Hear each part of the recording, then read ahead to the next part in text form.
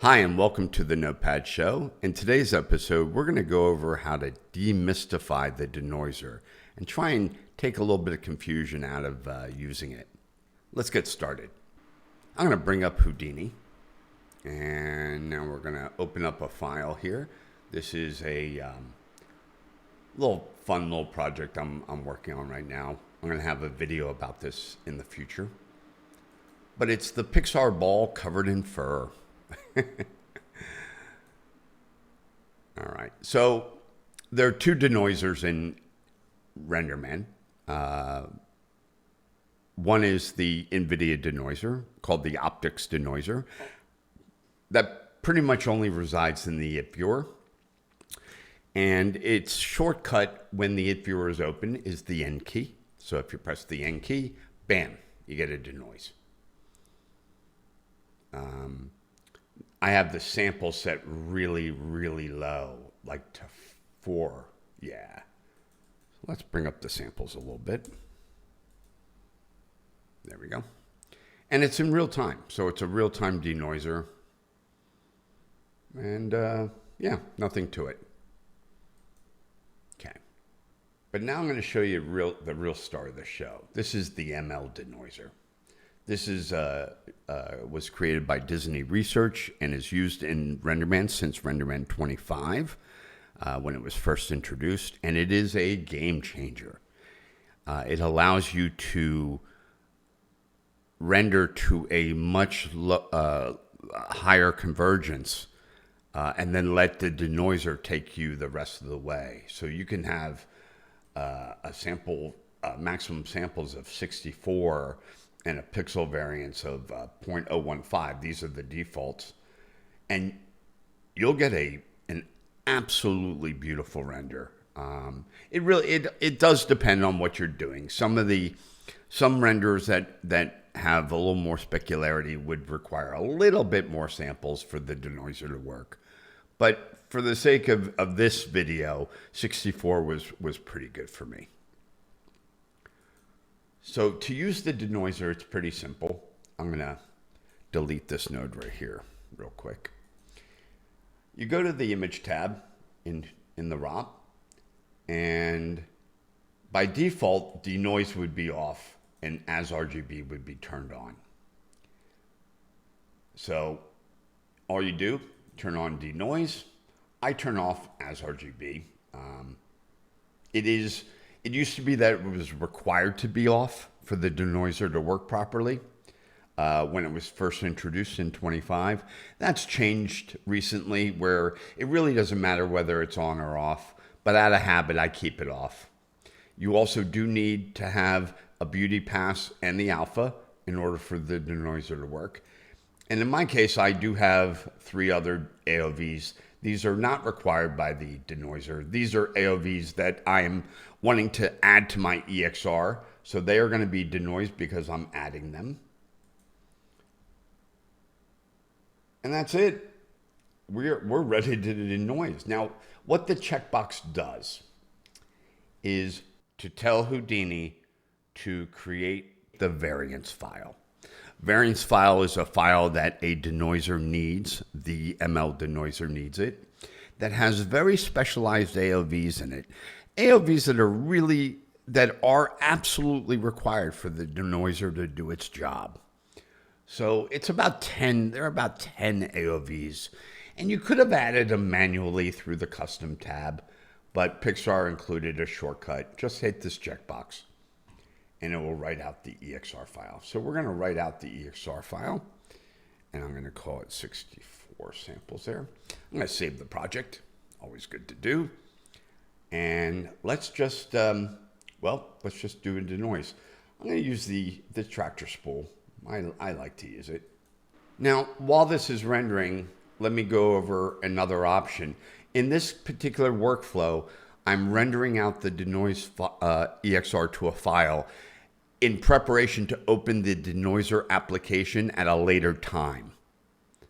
But you could set it up where once your batch render is done, the denoise will kick off automatically. And I'm going to show you that real quickly right now. So if you add the denoise node and attach it to the ROP. This is, and there's settings here we're going to go over. I'm going to do that in the application, but there are settings here that you would set and hit denoise.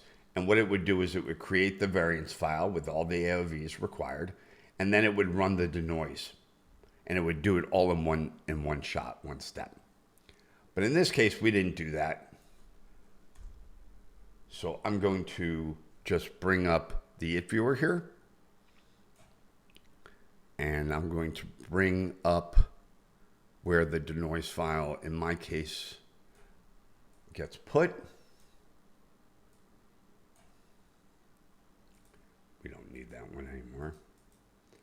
And let me get rid of all these so I can show you exactly what's happening. So this was the IPR. Let's show you the rendered file, the variance file. All right. We want to make sure I want to make sure to turn off the noise to show you it, but a lot of noise in this image. You know, and not the most clean image out there. And it has all of these AOVs. These are the ones that are required by the denoiser, plus my extra ones. Okay? And we're going to go over LPEs like this in a future episode, these light LPEs. Okay? So we'll leave that up. Now, I have a shortcut to the denoise application. I'll be putting in a path right now on where you run this application. It's a GUI application. Very, very simple application to run. It's called it's the denoised GUI. And let's go over some of the settings here. First setting is single frame. If you are rendering a still animated, a still image, a still render, it's not an image sequence, just a plain still image render, you would use single frame. You would pick the file. In this case, I'm going to do that. So I hit add file, and I'm picking where the variance file gets put, and I'm opening it. There it is in the interface. I'm then selecting, this is important, you want to select the output. Where do you want the denoised image to go once it is denoised? And here I created a folder called the denoise folder.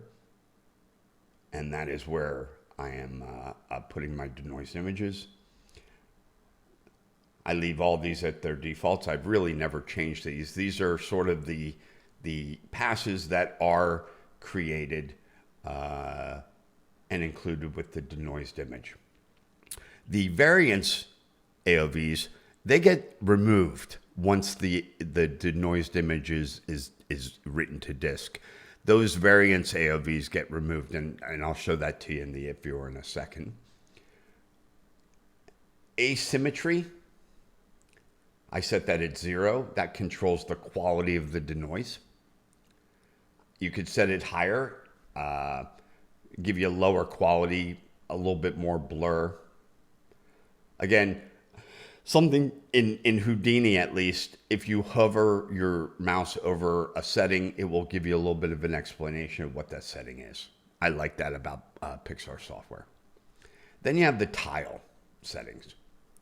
So a couple weeks ago, I had an image. It was 6,000 by 9,000 pixel resolution image that needed to be denoised. And it was so big that I was running out of memory and the denoiser was crashing. This solves that. You can break up your denoise job into chunks that are all behind the scenes, but will be more memory efficient. So just setting the tiling to 2 by 2 immensely helped with memory issues. I was in a very unusual use case. Most of the time you wouldn't have to change the setting. It was the first time in like 2 years of using the denoiser that I had to, or a year and a half of using the denoiser, I had to to modify. You might have to do it if you had like a 600 frame animation. You might need to boost up the tiling. Optical flow, again, never change this setting. It's always on. Verbose mode for debugging and the debug node. So here, if you check this off, your variance AOVs would be included in your render. But as you see, when we do our denoising, they will not be. There is a preferences setting. This is where if you wanted the denoiser to kick off in local queue, you could do so. You can also have it clean up the JSON file that gets written. This is a file that's temporary. It's only used and written to by the denoiser in a temporary manner. And I'm going to just hit start and do a denoise. So if we go into the directory, it's writing the file right now as we speak.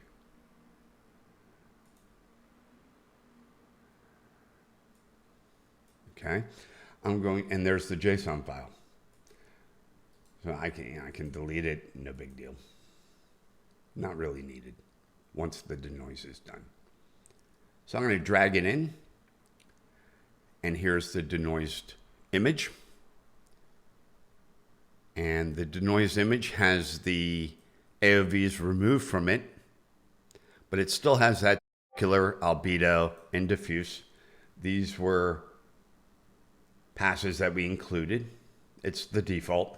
Again, pretty much with the denoiser, you set it and forget it. I really don't play with any of the settings other than cross frame or single frame. And that's it. Cross frame, again, used for rendering animations. And again, the little hint that pops up will explain to you what it does.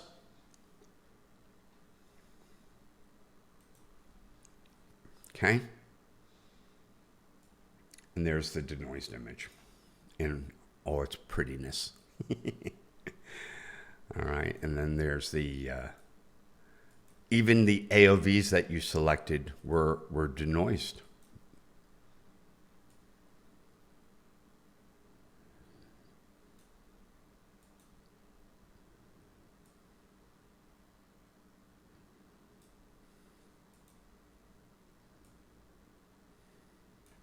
I'm going to go over again at a future episode what these LPs are and how to create them. So stay tuned for that episode. Okay. And that is the denoiser. I'm going to go back into the DCC. And again, now with a little bit of context, you'll understand if you wanted to do the denoising within the DCC, whether it be Houdini, Maya, or Blender, you can do so. In this case, it's just a matter of setting the denoise node, connecting it to the ROP, and yeah, you guys recognize what these settings are now. You got single frame, cross frame. You got output, where you want the denoised image to go. And by the way, the reason that you want the denoised image to be in its own directory is when an image is denoised, it uses the same name as the variance source file. So it helps keep things organized so that you're not like maybe accidentally copying or overwriting the wrong file. Oh, and by the way, two things I forgot to do. I thought about doing this real quick. Let me just show you how cool the denoiser is. I wanted to do this before I went. I'm gonna set the sample rate to 4. So we have a really, really low sample rate. Now, this is really nice. And I'll even set the pixel variance to something like 5. Let's see what happens. Can't hurt. And I'm going to run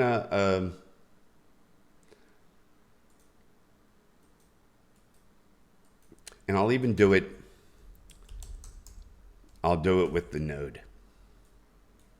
So I'll do it this way. I'll set the output to the denoised directory. Here we go. Of course, we're doing a single frame. Tile's fine. Everything is set properly. The denoise, the as RGBA, and the required beauty and alpha plus my extra. There we go. So we're ready. Let's do it. All right. So just like that, it did everything in the background that we did earlier where we, brought up the denoise application. It just did it automatic. And there's the denoised image.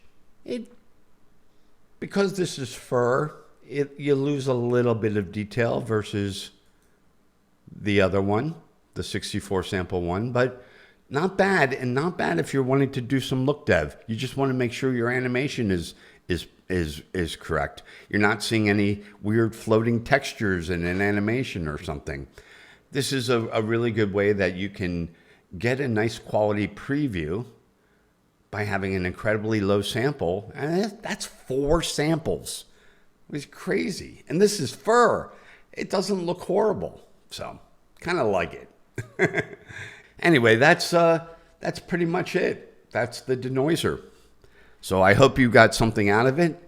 And please leave any questions or comments below. Have a great one, guys.